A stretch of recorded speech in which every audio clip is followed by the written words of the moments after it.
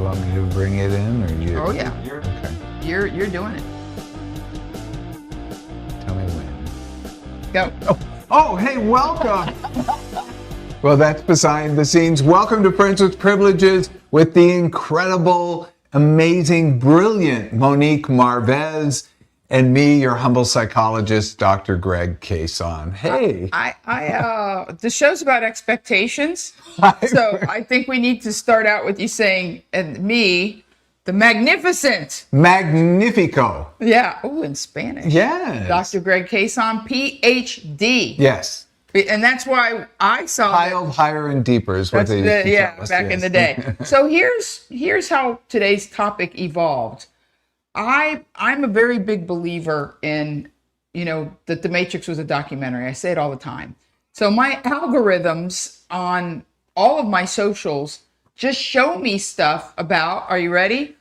Astrology, personal growth, manifestation, and how to make money through proper channels of doing good while doing well, or doing well while doing good.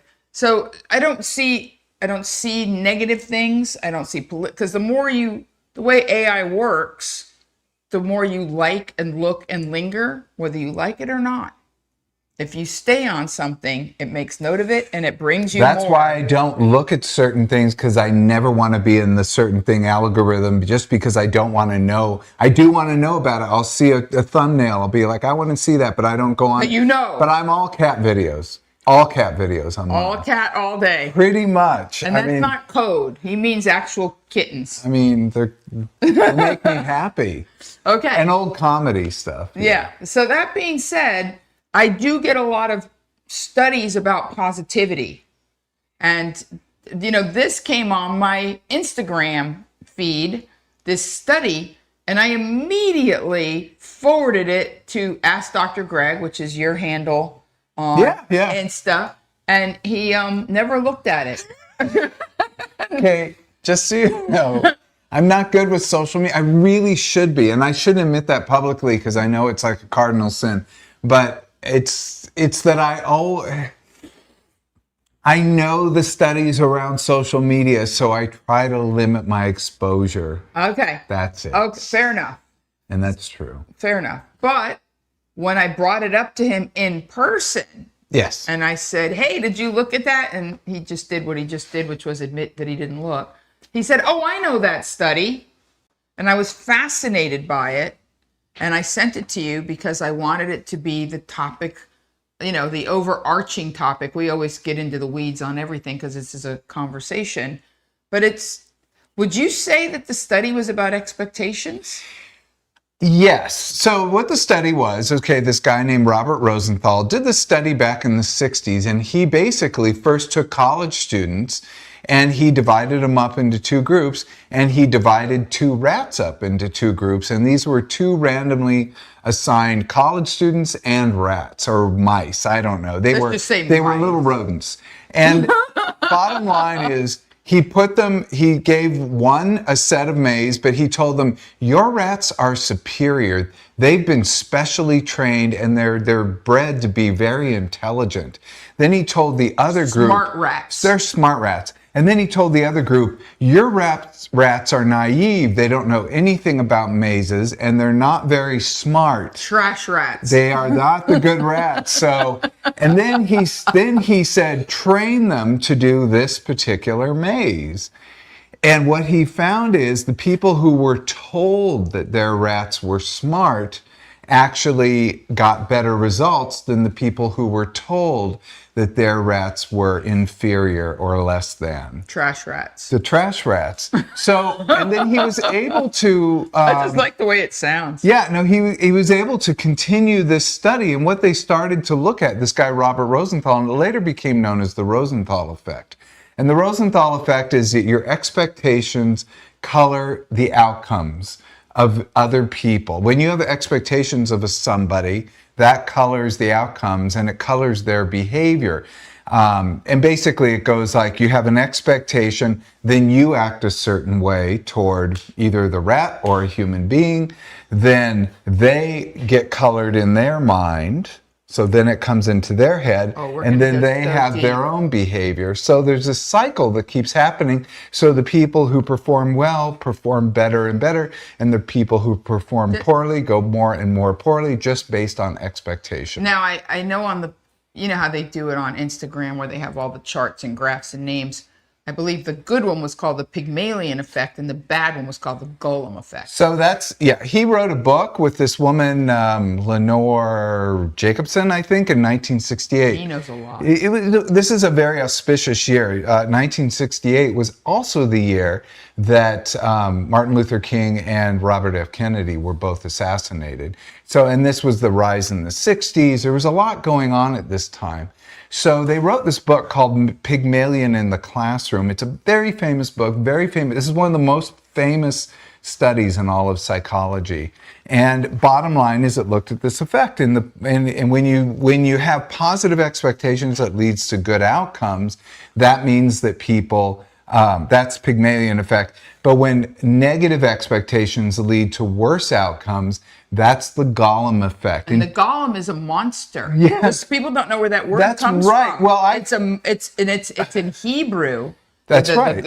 I know things. Oh, You're not the only smarty pants. Everything. I Actually, don't know everything. You know more they than based I do. My Fair Lady on Pygmalion. Yes. Yeah.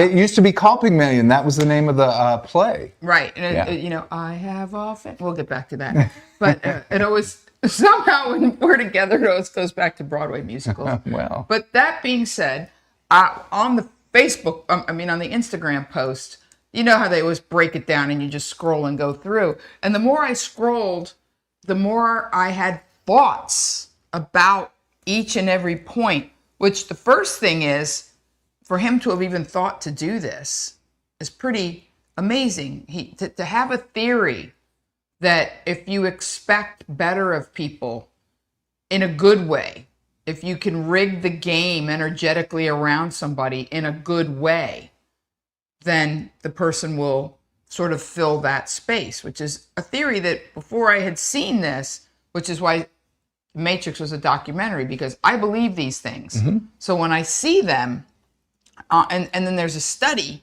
I know that in my movie, I saw this post so we could discuss it, because I thoroughly believe that when you give people the space and grace to fully rise and be themselves, and I know that a lot of people, especially in today's climate, find that very hard to believe.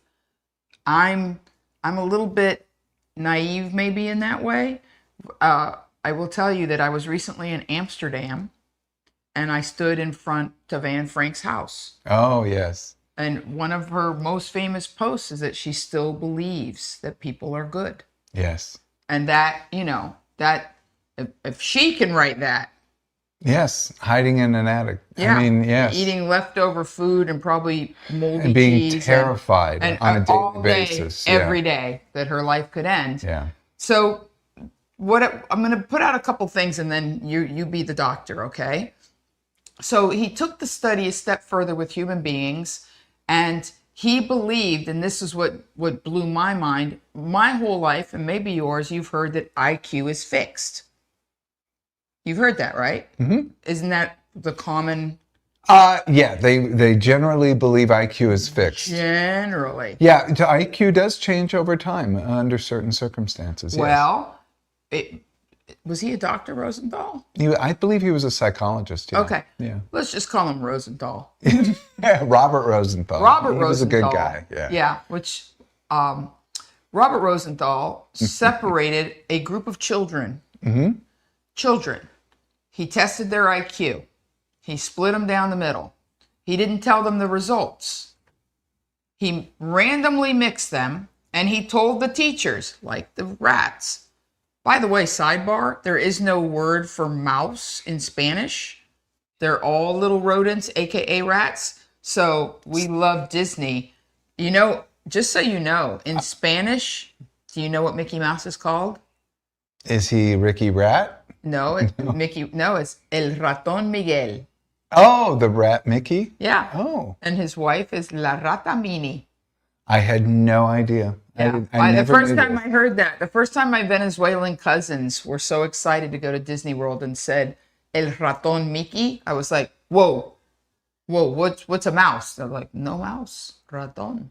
So anyway, he Yeah, you learn separated something new every day. every day. He separated the children. He randomly told a certain group, you have tested very high IQs. And then he told their teachers, these kids are gifted, they're wonderful, they're amazing. These kids, not so much. And in the not so much crowd were children with high IQs. Guess what happened? The kids who were told that they had, the teachers were told that they had high IQs did better on tests. And the kids the teachers were told had low IQs did more poorly. And they traced it specifically that the teachers would invest in the children. That's right. The children that they deemed to be the good kids, they would, even if the kid did poorly, they would say, you've got the equivalent of, you've got this, think it through, I'm going to give you another chance. They extended themselves with positive energy. Yes. Towards the child. And the child met them more than halfway. Now, that being said, I'm gonna tell you my theory that I've had my whole life. What is your theory? Because there's even one more thing I want to tell you about. Okay, you tell yours first, because my theory's pretty big. It's gonna take up a minute. So at that same time in 1968, right when that book was released, The Pygmalion Effect, there was also a classroom teacher named Jane Elliott. And that was right after Martin Luther King had been shot. And she wanted to teach the kids about prejudice. So she had an idea, and she did, and it may have been based on this, on the book. She may have been aware of this, but this idea was popping at this time because of race and prejudice and all these different things. And she said she split her classroom up into blue eyes and brown eyes. And this is very relevant. Like when the classroom I went to, most people either had blue eyes or brown eyes. It was pretty evenly split. Is green rare? Green is less common, but I can have green eyes like when I'm at the beach, which is the wildest thing. Really? But otherwise I have brown eyes. Anyway, it's fun. I never go to the beach, so I don't know. I might have green eyes at the beach. Fun fact. But yeah, I mean, it's not as common as blue. So blue technically brown. you're like hazel, you would say? I guess. I always can call myself brown. Yeah, they're brown. Yeah. I'm looking right at them. But the scoop was, the bottom line was that she said that the blue eyes were superior. She did 2 days of experiments. Day one, blue eyes were superior and brown eyes were inferior. What she found is that the kids who were told that they were superior started to do better in that one day on tasks and started to have more confidence and felt better about themselves and the group they were in, etc. And the group that were told that they had brown eyes and were inferior started to be more timid, pull back, and be, more ornery and not as good on the tasks. And that was interesting because then on day two, she said, oh, I got it wrong. It's the brown eyes who are superior and the blue eyes that are inferior. And she saw the reverse happen. So this third grade teacher then saw that the kids who were told that, once again, that they were superior did better, and the kids who were told they did inferior, they did better. And then a third thing is that this was later done in experiments. They actually took signs and just had blue and brown. And the kids who were told that the color that they're wearing on the sign was either superior or inferior also had that same effect. So it no longer was pertaining to their physical attribute. No, now it was an just their externality. sign. An externality. Yeah. So what this showed, and this was interesting, she was looking at the effects of prejudice, and she was just a school teacher. But this was an amazingly influential task that happened. But I think these happen, before I give you my theory, I think these happen on a day-to-day basis because I think I've always said that people are like bumblebees. They have, black and yellow stripes if you're paying attention. People will show you who they are. And if you see somebody wearing like me personally, if I see a grown adult wearing a t-shirt with a profanity on it, I immediately form an opinion. I shouldn't. I'm not saying I'm right.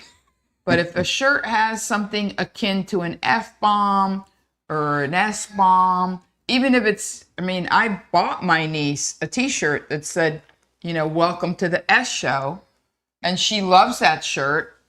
I wouldn't wear that shirt, but I know that she thinks it's hilarious, and I bought it for her. Well, you get people what they like. Yeah, and she's different than me. She's very different than me. But the upshot is, I'm a big believer in billboards and words, meaning we billboard who we are, and by what we're wearing, by, a lot of people now, I do a whole bit about tattoos where I say, you can walk up behind somebody at the pool and know they love their grandma, pugs, and meth. If you're just, if you're... Do you have tattoos? No. Oh. No. Do you? No. No. Well, now that answers the question. We've never seen each other with less clothing than this, or we would know. Just in case you were wondering. Yeah, I'd probably forget. Yeah, I'm going like. Yeah, no, I've never even seen you in a tank. I knew you didn't have a tattoo. I was just but I've never asking for people. Rhetorical. So here's you want to hear my weird theory? What is your theory? My mom is very Catholic, and I was raised, I went to CCD. And so did I. I went to CCD, and I did, and I still identify, as being Christian, Christian adjacent. Like, I'm there, not Católica, but I was raised in a particular fashion, and it has stayed with me, and I'm fine with that. I've expanded beyond the rules, so to speak. But here's where the rubber hit the road for me. There were two places where the rubber hit the road. Number one, the Holy Ghost. Like, when I was a child, I didn't understand the rhetoric, Father, Son, and Holy. I get Father, I get Son. Holy Ghost was very challenging for me. Baffling to me as a kid. Until recently, because I would ask my mother, what is the Holy Ghost? And my mom would say, because this is what she was taught, that's God's work made manifest on earth. But does it move through people? Because I wanted to understand, because I have never doubted, for the record, that there is something bigger than me. Not only do I believe in it, I believe in the unseen at times more than the seen. I'm one of those people that believes that there is a benevolent force. I use the word God. If you're uncomfortable with God, add an extra O. Nobody's upset with good. But I believe in that. So I finally got to where I understood that I believe that the Holy Ghost, in my mind, is energy. It's good energy. It's when you do the right thing. It's when you are moved by an unseen force to step up and step out and do a good thing. It's the Force in Star Wars, which I've always thought was a beautiful concept. Right, the Force, right. And Jews call it mitzvah. And we have the story of the Good Samaritan, whatever it is. Okay, fine. I understand that. But here's where the rubber hits the road for me, was the idea of original sin. Oh, what? That was my thing. Yes. I'm so curious. Dr. Greg and I talk all the time. But didn't know this. Well, because I always tell him, save it for the show. Because if there's one thing I know from Tony Sorrentino, producer Tony, he always goes, save it for the radio. Stop talking. Tony's an excellent producer. Thank you, Tony. So I've never told you this, but number one, I believe in a benevolent and kind God. So I'm gonna get weird. I apologize. But when women call their menstrual cycle the curse, words are so powerful. It is not a curse. It is a blessing. It's what sets us apart from men. The ability to have children is a miracle. I don't even understand why women, I can tell you right now that ship has sailed for me. And, and it's nice. I can wear white pants any day of the month and nothing bad's going to happen. But the ability to create life inside of you and just carry it around. I'm still fascinated by pregnancy. Fascinated. I've been on this planet for a long, long time. It's fascinating. And when I see pregnant people walking around, I have to fight the urge to say, like, what's that like? Or this, because some people look friendly, and I'm like, can I put my hand on your stomach? Like, what? I find the whole idea of a uterus and the lining sloughing off, and it gets all new and nice. First of all, I'm a little bit OCD, so I like that, because it's like, well, yeah, the drapes got dirty and then they came down and we got rid of them. Like, I'm all for all of it. So I don't like the idea of the curse. I don't like that they were thrown out and that it was Eve's fault. If anybody's going to talk anybody into getting naked, it's a man talking a woman. I have never in all of my days heard of a woman saying, come on, take your clothes off, take them off. Have you ever heard a woman say, take it off, take it all off, show me your boobs? Like, never in my whole life have I ever heard of a woman aggressively talking a man into... So if anybody started the naked stuff in the Garden of Eden, my money's on Adam. All right. Yeah. Okay. So we've covered the curse and we've covered who got naked first. Yeah. Now, in all fairness, Eve could have felt shame first. Yeah. Because of being a chick. Like, the minute chicks are naked, they're like, oh no, I'm naked. I'm naked all the time. I love being naked. As soon as there's nobody in the house, I'm naked. But now not so much, because I feel embarrassed for Nola. Like, I'm like... For your dog? Yeah, Nola doesn't need to see this. So now I wear, like, house dresses. But I digress. Here's what... You want me to tell you my theory? Are you ready to hear it? You're all ears. Oh, it's been a big build-up. About 2 years. The whole idea of the snake nipping at the heel. Like, I went to school. My mom was so religious that you know how churches have that little store next to them that sells religious iconography to raise money. Yeah. And little prayer cards and things. And you could buy like rosaries, and the priest would bless them. Uh-huh. Yeah. Okay. Well, guess what? Candles. I'm still that person. Like, when I was in Paris, what did I do? I went to churches. Like 2 weeks ago tomorrow, I was at Sacré-Cœur, which is a big church in Paris at the top of a hill. And because I knew, because I've been there before, that Saturday night they do a special mass. Tourists come. They put up the words in French. It's a singing mass. Oh, It is so moving. It is so profound.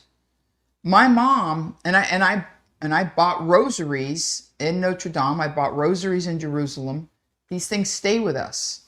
So please don't think I'm a heretic or sacrilegious. I am not at all. No, in fact, you got me a rosary for my brother's death, and I lit a candle for him.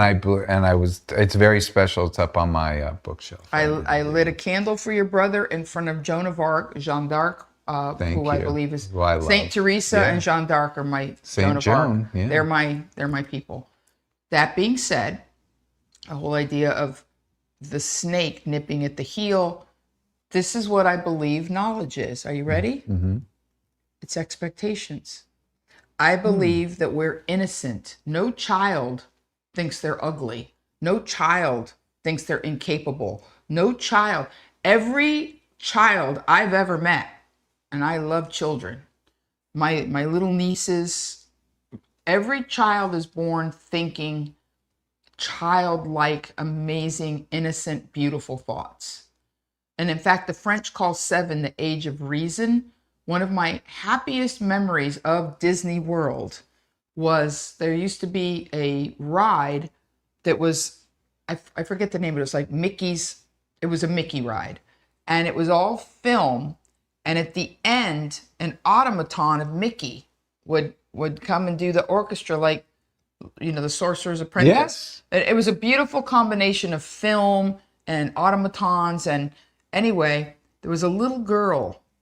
And when the automaton rose up and started conducting, she was a little girl. She was behind the veil, behind the fog of innocence. And Mickey's got his back to us. And she just kept yelling, Mickey, I'm here. I came to see you. Oh. Mickey, turn around. Mickey, turn around. I'm here. Oh, that's so wonderful. Beyond.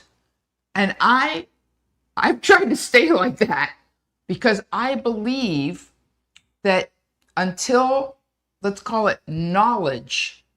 I believe the snake nipping at your heel, this is my theory, is when a well-meaning, or not, but let's go well-meaning, trying to protect you adult, bites you with knowledge of, oh, you can't play baseball. Your legs are too short. You can't run the bases with those legs. You need to find an indoor sport. Try ping pong. Or think about the innocence of bliss when they say ignorance is bliss. I believe that ignorance, being shame-free, being childlike, believing that you can do anything, believing you're cute, believing you're whatever that thing is before sexy when you're a little kid and another little kid likes you and maybe you hold hands in the schoolyard or exchange popsicles. I remember there was a boy named Barry Abrams. I shouldn't say this, but there's a pretty common name and it's been, 50 years more. I remember. Do you remember her, Barry? I have a very good memory, as you well know. I remember when Barry Abrams pretended that he tripped so that he could lean over me and kiss me on my nose in 4th grade. And other kids saw it and just gave him a ration, like, you kissed her, you kissed the girl, you kissed Monique.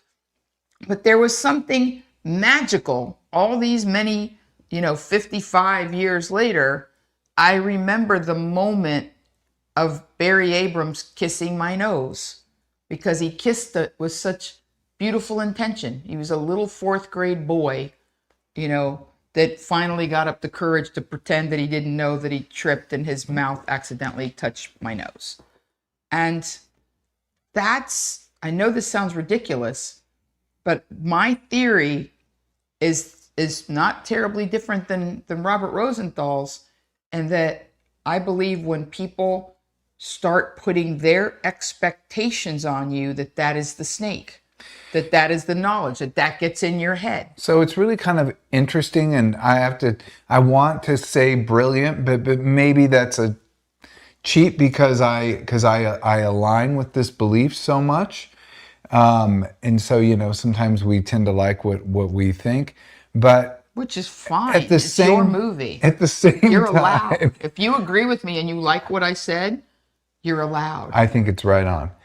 What it so aligns with my view of the origin story of the Garden of Eden, of that origin story, that was the big sin, was man's separation from God. Amen. And that the separation is starting to see yourself as individual and somehow wrong and bad versus part of and completely connected to. A good thing. A good thing. A good thing. Yeah. And I think that...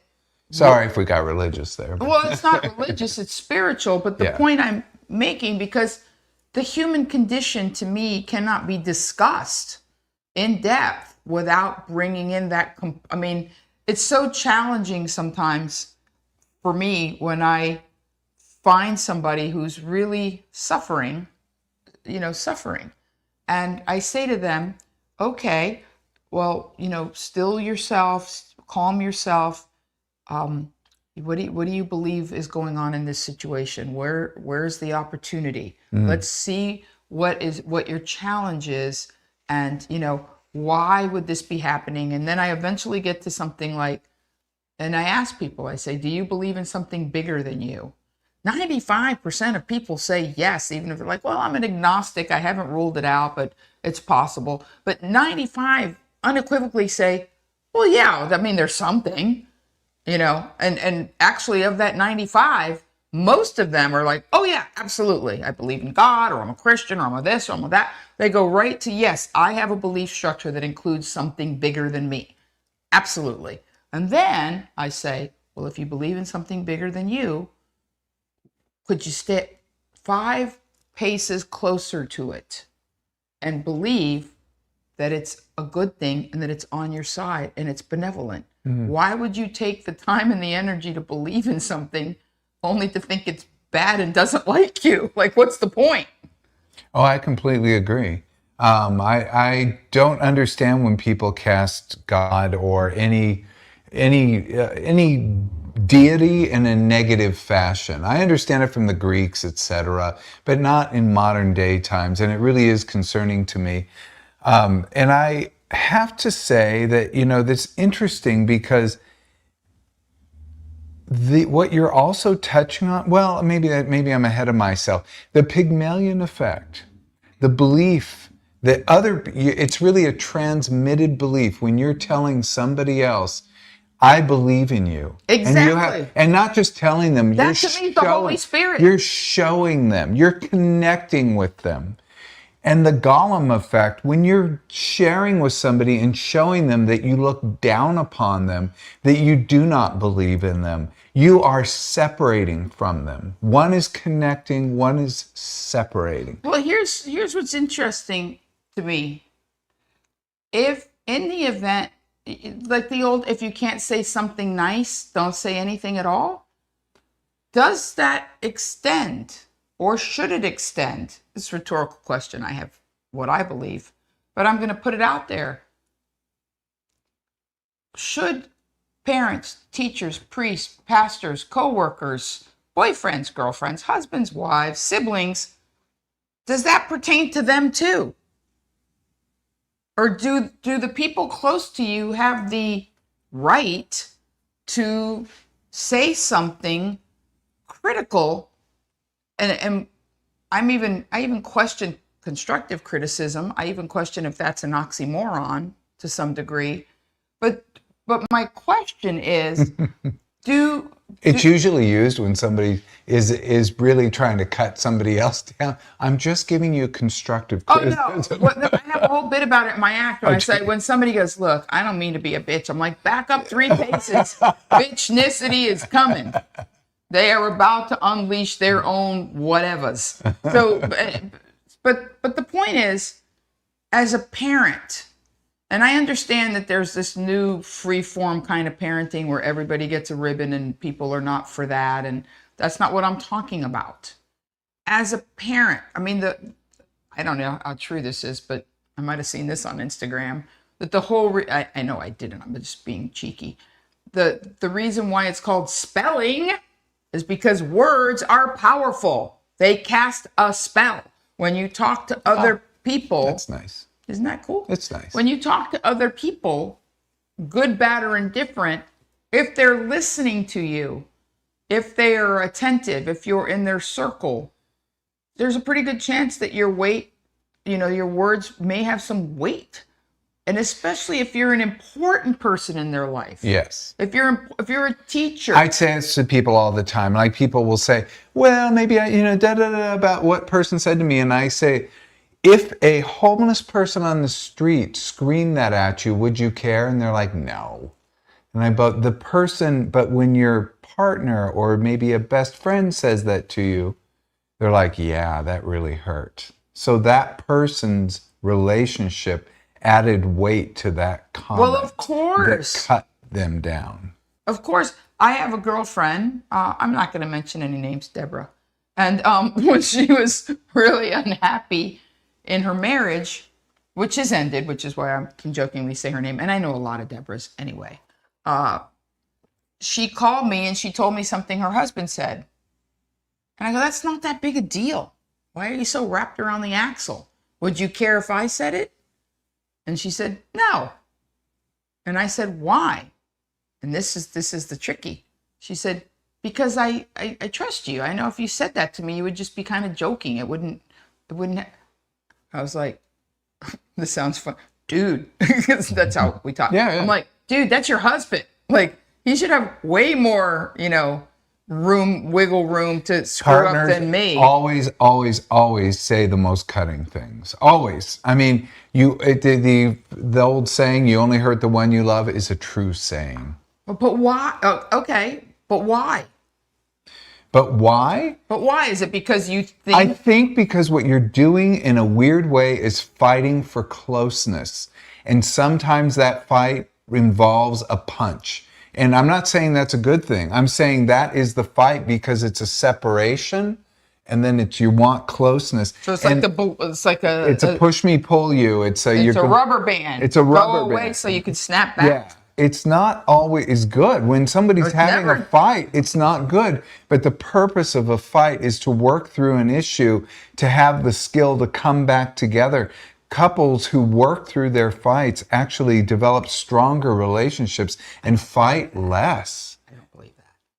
Well, I see it all the time. I know, but I think that they stop coming to you when they get divorced because they don't want you to feel There may be bad that one. that it didn't work. That may happen.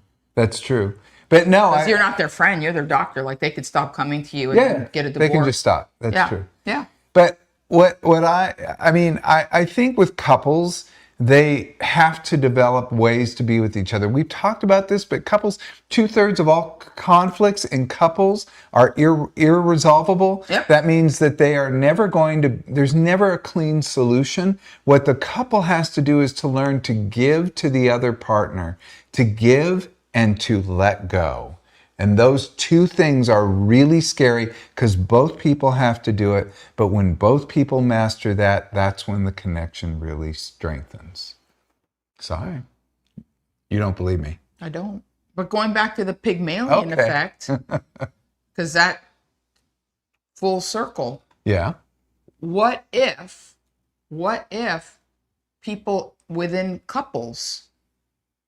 a couple, constantly encouraged the other person, and when they felt a fight coming on, said, you know what? I'm not comfortable completely, but I have faith in you. I have faith in this relationship. We're going to get to the other side.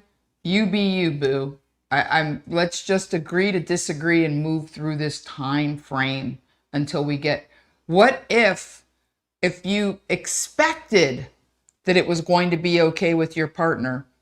Oh, I think most of the time people do. Most of the time people do. What they're doing is, I could not have a fight unless I knew that I was with somebody, that I was going to be okay on the other side. So why are you fighting altogether?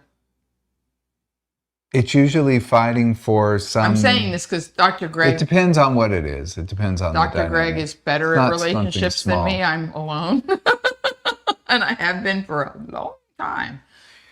But I don't believe in fighting. Like as soon as somebody starts where we're fighting on arguing or, I don't...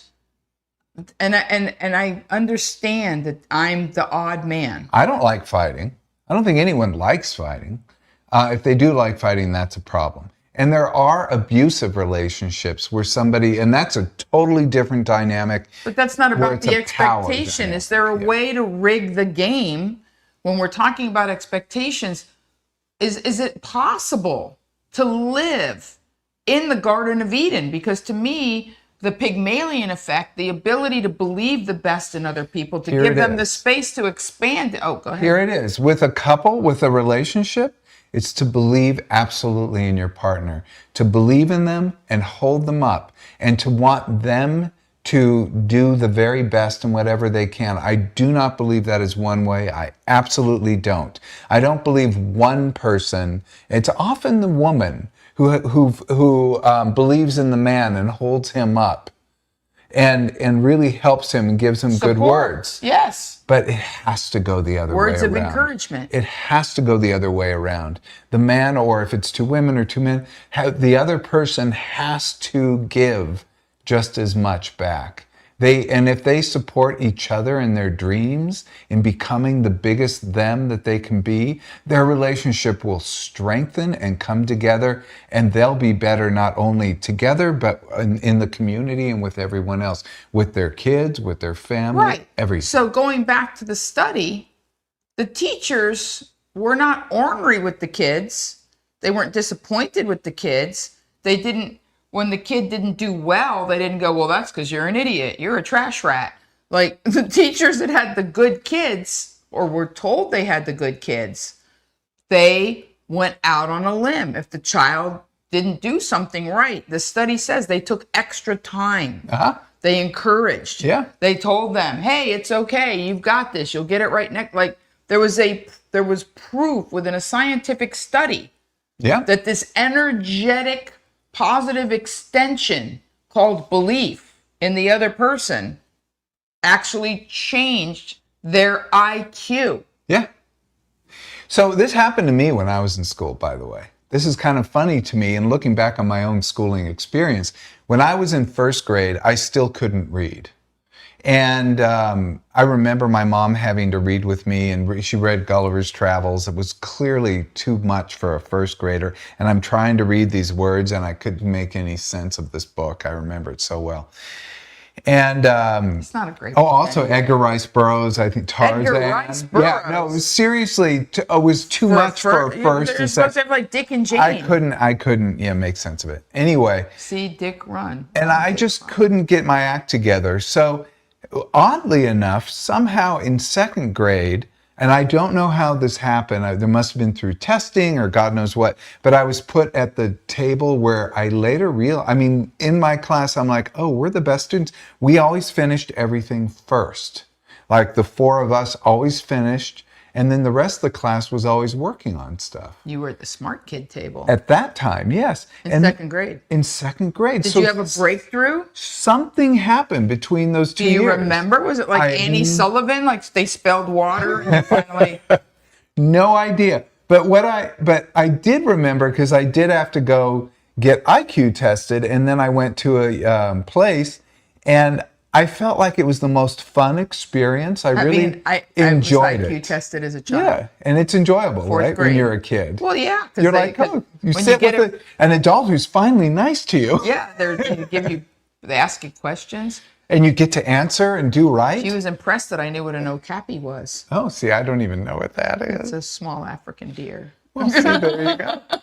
Anyway, long story short, then they funneled me to another school, and I went to a program. They call them mentally gifted minors. The interesting, Mentally gifted minors? I do not They think. just called it the gifted program in Florida. Yeah, well, I do not think. I think the reason I went 4th through 8th grade in this special program that really set me up for the rest of my life. And Because they just assumed you were smart. I wish other kids could have had this experience. And in that experience, I was not the smartest one. I was like middle of the road. I wasn't one of the worst. I wasn't one of the best. But there, I wasn't a top student. But it set me up for everything. It stretched you. It stretched me. And See? Expansion. I truly, Space truly believe to this. fill with grace. I would have never done as well had that In life. process not happened. You're a good student. Like you were a PhD and you. I had to be a good student. I had to. I didn't like it, but I had to. Why? What do you mean why? Why? Well, because The doctor that I had graduates last goals. in his class I is had still goals. called doctor. I had goals about what I wanted to be with my life, and I knew I had to get a PhD to do it. Now, I will say, when I got to high school was very easy because I had that elementary school. High school never was as hard as elementary school, which is the wildest thing. And college wasn't all that hard. It was not till I got to graduate school again that things got hard again, which is weird. You know what's interesting? When I'm peculiar, and I remember between kindergarten and first grade, like I did well in kindergarten. Yeah. I was a kick-ass kindergartner. I crushed shapes and colors and Oh my God. what?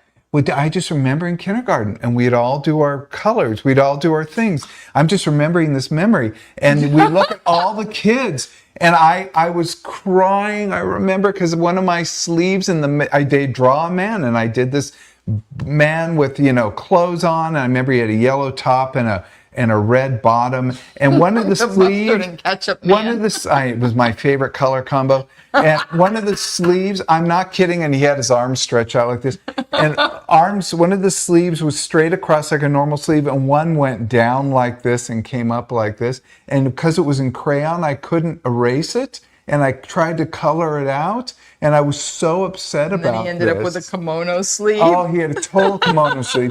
I was so upset about this. You don't even know. I was in kindergarten. Obviously, it's been a minute because I know your age. Then they had open night, whatever it is, when the parents come in. Yeah. And then Parent-teacher night. Parent-teacher, and they came in, and all of a sudden I look at all the other kids' art, and there was like barely a circle or maybe a stick figure.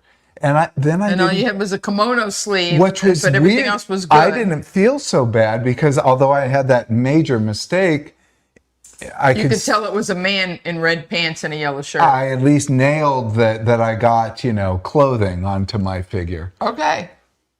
So, but you see the point that I am making, that you. Apropos of nothing, but No, it's not, because very key story. Clearly it brought back a memory, because I was like him. My concern was always, am I going to be good enough at this? Oh yeah. So I remember that I'd really crushed kindergarten. My drawings were good. There were no weird sleeves. No kimono sleeves. No, Mrs. Johnson said, I was wrecked. she said very nice things about me, Mrs. Johnson at Coravilla Baptist Church, which is where I went to kindergarten. And remember the ditto machine where you would turn the wheel and it had that cool smell? I loved it. We all wanted to run that machine so we could take the paper and go. I got to do it all the time. Oh, you're so because lucky. I was like teacher's pet of how good I crushed kindergarten. But I was on such a high from kindergarten, Or doing the ditto machine. probably the ditto machine, that I remember right before I went to first grade, which was private Catholic school, St. Teresa, Church of the Little Flower, I was crying in August. Oh. And my dad said, "Why are you crying, sweetheart?" And I remember saying, "What if I don't do first grade right?" Oh my God. And he's like, "You're going to do first grade right." And I said, "What if I don't?" And I had a very harsh first grade teacher. She wasn't a nun. She was a civilian. Because the nuns, I was terrified of the nuns. But I had Mrs. McGrath. And it was funny because I didn't know anything about California. I was in first grade in Miami, Florida. And I didn't know that Rancho Cucamonga was a place. Because Mrs. McGrath, that was her worst insult. When somebody was misbehaving, she goes, "Stop being a Cucamonga." And I was like, oh my God. So the first time I heard of Rancho Cucamonga, I was like, is that where they all come from? Oh. I thought everybody in Rancho Cucamonga wore like a hat with a propeller, like they were just morons. But yeah, so Just car dealers and Mrs. things. McGrath, if you're still alive, she did not appreciate that I was very social and that I talked a lot and that I wanted to compare notes with the other kids. So she was constantly moving me and separating me. And You were the talker. I was the talker. And first grade was a misery for me because I've got it in my head that Mrs. McGrath did not like me. I got it in my head early in the game, and I believed that she didn't. And I remember, like you, I went to second grade and I had Mrs. Quick at Scott Lake Elementary School, Mrs. Quick. Mrs. Quick. And she loved me. Oh. I could feel it. She would come up behind me in the cafeteria line and she'd say, "Your mother always dresses you so lovely." I mean, what teacher needs to say that? But my mom. I can't even imagine. But you know how getting a compliment from a teacher. But you know when they dress little girls now, like little adults, like little Barbies and like neon mini skirts or whatever. Yeah. I wore like Latino wanting to be upwardly mobile. We're not, but my dad was an architect and my mother was a stay-at-home.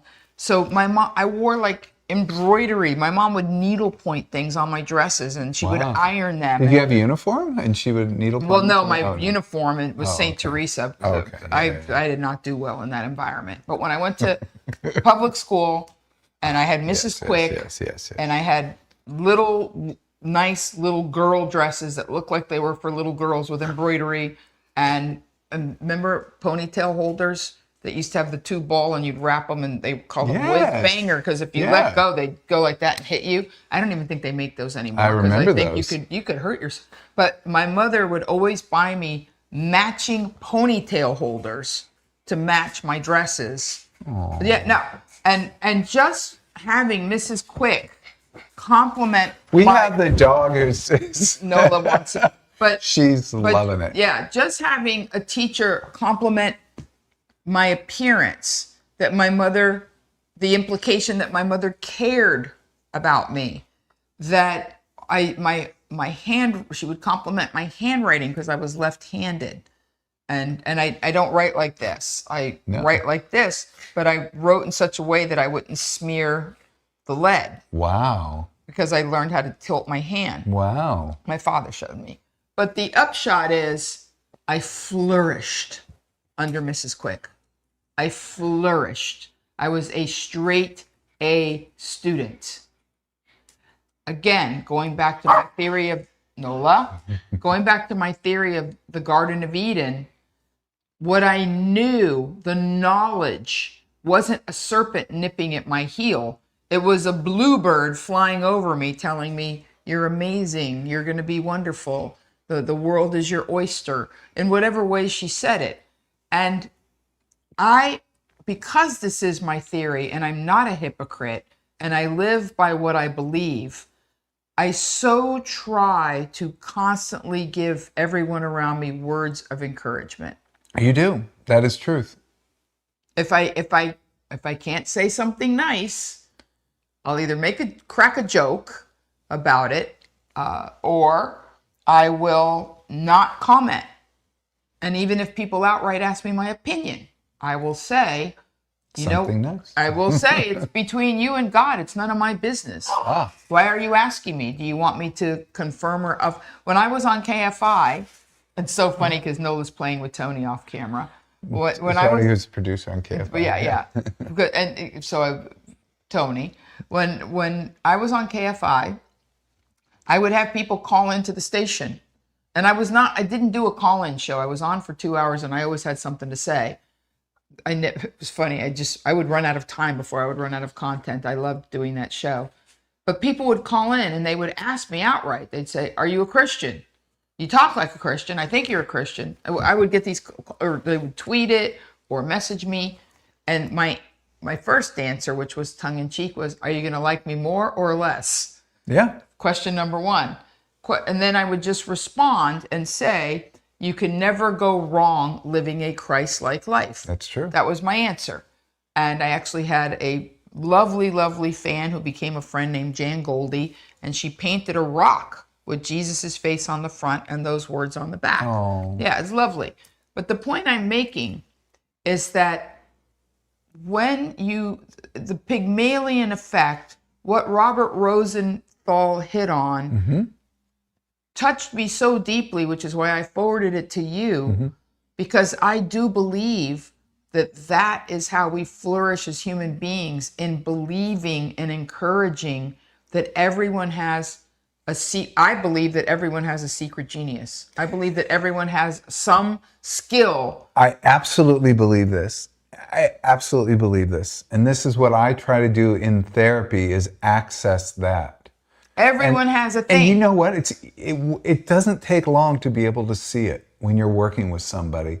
It's always in there. Oh, I've met people who were not, for lack of a better term, obvious. When people say, well, if the space program comes back, you're not going up in the next shuttle. But you meet, when you meet people that are not obvious, but then they'll do something and you'll be like, what? Like, where did that come from? Well, my brother, who is developmentally disabled, the one who passed, he would have moments that he would say things that my mother and I would look at each other and be like, where did he get that? Like, all of a sudden he has an observation, or he knows something that just blows us out of the water. Yeah, as they say, out of the mouths of babes, because it comes from a place of pure observation without agenda. Yeah, that's right. My little niece, who's 6, is brilliant that way. Yeah.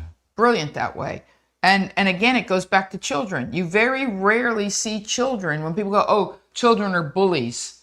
I believe, I don't have a study, but again, the French call it the age of reason is 7. And I have a theory called the 7-up theory, where I say everything we do from the age of 7 and up is to protect or heal a wound we incurred from the age of 7 and down. Yeah. And that's good. But that's a good theory. the wound is almost never, I don't want to say never, almost never given to you by another person under 7. No. Like, little children say stupid things, but they're over it in a second. It has no weight. It has no power. They're just children.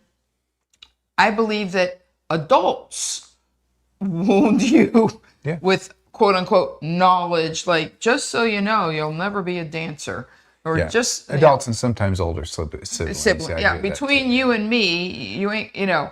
Michael Jordan's basketball coach famously told him he wasn't good at basketball. Like, really?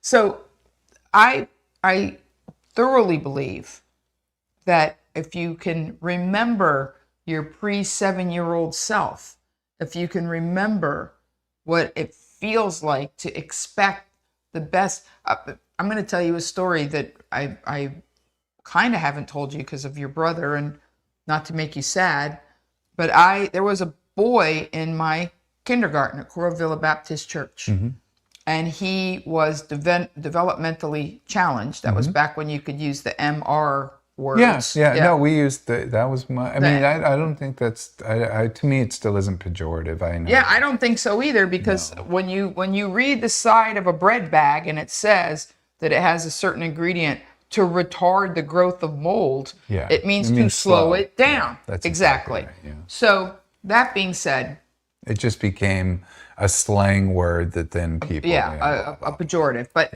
so there was this boy named Miles. Whatever his challenge was, it was not Down syndrome. He did not look at all Downs. He was a sturdy kid. He was very sturdy, strong. And the talk on the street is that those people are stronger. I don't know if that's true or not. Did you and your brother ever arm wrestle? But I mean, my brother was a strong guy, but he was just a kid, a little kid in a big body. Okay. So Miles was very strong. Maybe he just felt strong, and he was beautiful. He had big blue eyes and curly-ish blonde. He was beautiful. He looked like a Gerber baby. Wow. But he was slow. Well, I didn't know what that meant. When I would hear the adults talking about Miles, I didn't register. And to be perfectly frank, I was the smartest I crushed kindergarten. I've said it before and I'll say it again. I was on. I did the ditto right. You didn't have kimono sleeves. No. But what's very interesting, and I'm listening to this podcast called the Telepathy Tapes about learning. Anyway, what's very interesting is that Miles and I took to each other like a fish to water. Oh. His first day of school, I just loved him and he just loved me. And we were friends. And we would actually, you know how when kids sit on the swings with one with the legs on top of the other and they go like that? Yeah. We did that. We did seesaw. We did everything. And if I didn't want to play with him because the little girl wanted to play jacks, here's what's funny. Miles would come and grab my hair. He wouldn't hurt me, but he'd be like, come play with me. And he was strong. And I would tell the other little girl, like, I'll play jacks with you later. Miles is calling. But I remember talking about him to my parents and saying like, oh, I have this friend Miles and we do this and we do that. Sometimes he pulls my hair. And my parents were concerned and they went into class and the teacher, Mrs. Johnson, explained that Miles was MR and that she loved that I had sort of befriended him. She thought I befriended him sort of, you know how kids will pair up to help each other. Like, I know something you don't. So she's like, well, Monique's a sensitive child. But I'm telling you straight into camera, I never noticed that Miles wasn't like me. Because the places that the pistons that we fired on were about play. Like, he could push me on the swings. We could do, like, all I cared was that he was strong and fun and loved to play. I wasn't discussing Dostoevsky with him. I wasn't. It wasn't about. And I believe this to this day, that what Miles really loved about me was that I had zero prejudice or inclination. You had no fear towards his condition. You had no fear. Not only did I have no fear, it didn't even register. Until somebody told me. So you felt the connection. So I just felt a deep connection with this child. And I had the best expectation of my friend. And we had a lovely childhood. You know, I crushed kindergarten, and, you know, I missed Miles when I went into Catholic school. and maybe that was part of the lull. But it's time to wrap this up. Which is so unfortunate. I feel like we could talk about this for another we couple might of have hours. to circle We back didn't because even- we went on like 3 tangents after we brought up expectations. I had no idea we were going to go Garden of Eden or, because that's what I love. We never plan. It's a conversation. It's friends with privileges. Lock us out. Wow. Thank you so much for coming and for sharing this time with us. It really means a lot to us. And we hope that we give you something too. Subscribe, follow, like. Come back. Tell us what you think. Leave a comment for us because we love reading your comments. I will tell you that's the thing we really love and send to them do. to him if he hasn't seen them yet. Oh yeah, I try to respond to them as well, even though it's on her page. So we'll definitely do that. Thank you so much for joining us. This is the incredible, brilliant, Monique Marvez. Dr. Greg Cason, PhD, not piled higher and deeper. He is a prince and a human. And incredibly decent. That's what your PhD is. You're my Disney prince. Oh, well, thank you. That's so warm. That actually warmed my heart. Thank you very much. And until next time, have a wonderful day, week, month, year. Night, month. Yeah, we'll be back in a month. Do the whole thing.